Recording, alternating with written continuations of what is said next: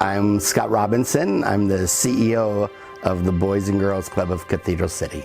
Very blessed to have a great journey through Boys and Girls Clubs. I lived across the street and they had to be 7 years old to be able to join the club, and I was 4 years old, and my brothers had to take care of me, and with our parents fighting, they were like, we got to sneak you in. And so they said, when they ask you how old you are in your deepest voice, you tell them 7. So 4 years old, they come up to me and say, so how old are you? And I went, 7. And they were like, okay, come on in. And I was raised by people of service that wanted to give me a safety net growing up. And so after 14 years of them helping raise me, I knew that that's what I wanted to do for a living and be of service to others. So here I am 45 years later doing that for others. In 2005, my wife got a great job opportunity out here in the desert. So I told our local Boys and Girls Club of America, I'm out in the desert now, you know my experience. If there's a club that could use my help, I would love to go and help them. And he pointed me to Cathedral City, and so here I am 20 years later as the CEO.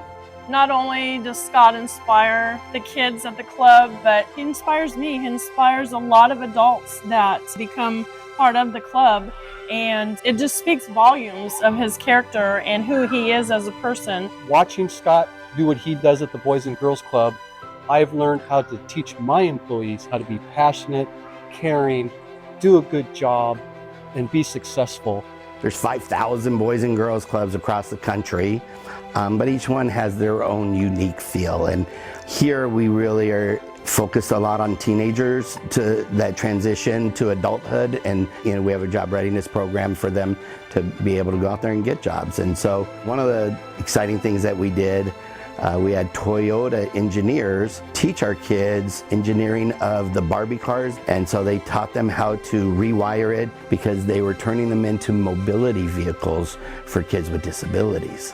And it was such an amazing job skills learning for them at the beginning, but then the real gift was them being of service, of giving those cars to those kids. COVID really affected kids emotionally, and so we're a part of a program, SUI, which is Social Emotional Wellness Initiative. So we do different curriculum that really help the kids identify stuff they're going through, and they learn about themselves, and that's where it goes back to what we preach is everyone has a gift inside, and our goal is to help you find your gift. Then the kids kind of find their way in life, and the world's a pretty wonderful place when you're living your gift. I think the gift that was granted to me was one of patience, because the people that helped raise me were patient with me, and I had a lot of troubled years, and they didn't give up on me. I think that's the gift that I have, that I'm not going to give up on any of these kids. After 45 years and the thousands of kids that we've helped, I can't tell you how many come back and say, thanks for believing in me. Thanks for not giving up on me. Thanks for giving me a direction in life. I've experienced a lot of loss, including the loss of a child.